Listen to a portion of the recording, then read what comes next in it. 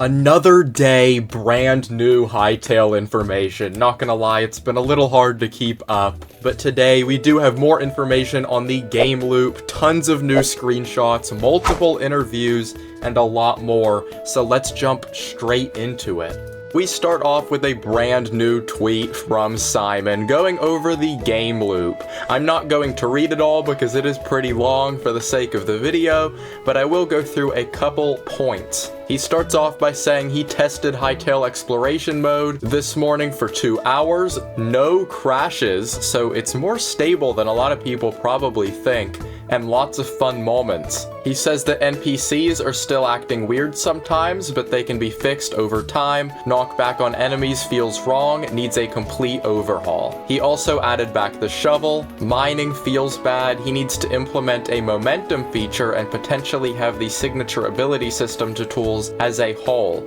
He says that building improvements to exploration mode are happening.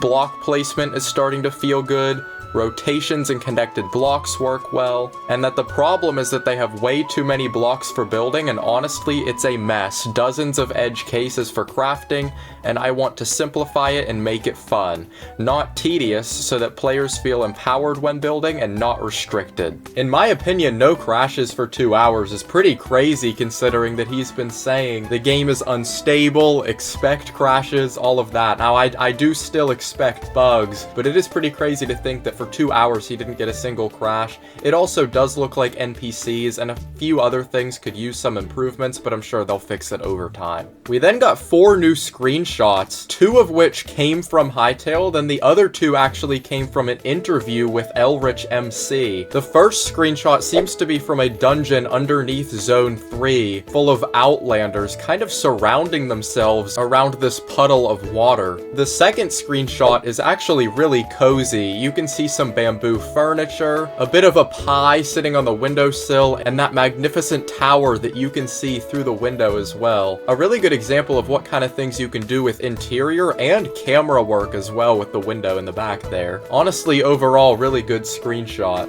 Then, from the interview, we get a screenshot of a corgi riding a tortoise. We actually haven't seen the tortoise ever, so this is our first look at this brand new mob. We can also see Zone 2 in the background, and some structures back there as well. We then got another screenshot showing a brand new fire skeleton, and in the background we can see a better look at the volcanic area in Zone 4. It'll be really exciting to see what else we can get of Zone 4 in the future. Kweebec Corner then showed a brand new look at what the fawns would look like. Now, if y'all don't know what the fawns are, they are the most least known faction in Hytale. There is only one concept art of the fawns, and previously, when the game was bought by Riot, a lot of people thought the fawns were completely dead. Riot cut them out of the game. But Simon actually found a fawn model in the files, and this is what they look like.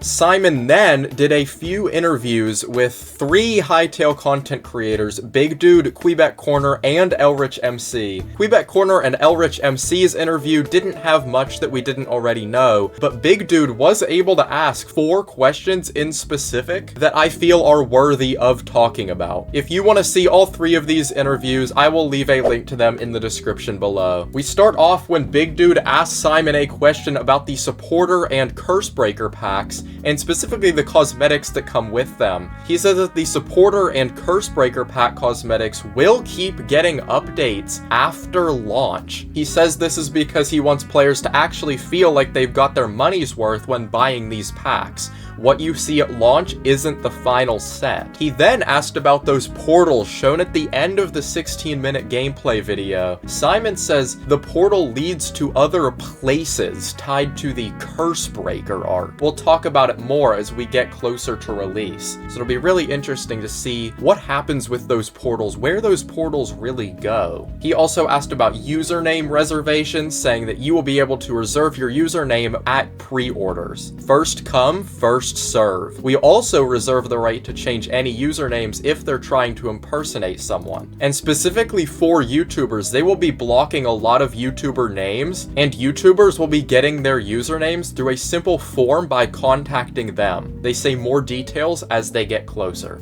And last but not least, Simon said, we are adding a grappling hook. We found a few versions of it. One is balanced, one is completely broken in the best way possible.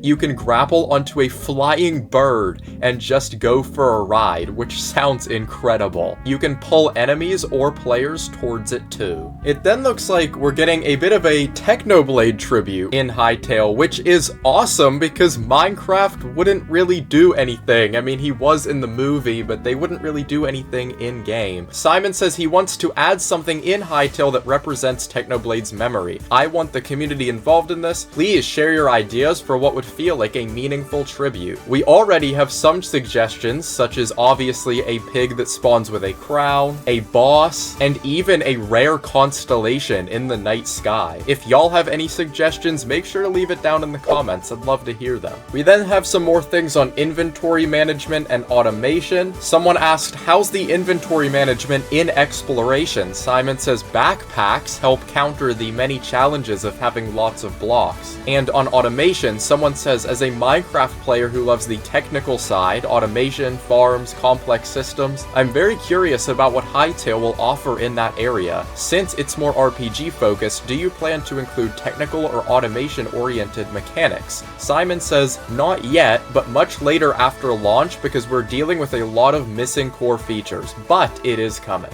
Last but not least, we have some new news on Support a Creator. Simon says, YouTubers and modders, I am pleased to announce that Hytale will have a Support a Creator revenue program. If you are interested, keep an eye on the Hytale Twitter account. We will be posting information on how to apply in the coming days. He also says your followers will be able to use your code so you receive a % of the sales of Hytale. The percentage will be low to begin with, but as we become more comfortable and recoup the acquisition costs, we will increase the percentage. If you already have a code on Hypixel, you'll keep your code, however, you will need to reapply for Hytale. That is all the news we have for today. If I end up getting a code, I guess consider using code Cypress to buy Hytale. Guys, I am so close to 2,000 subscribers. If you subscribe, I would greatly appreciate it. But I have been Cypress, and I will see you all in the next one.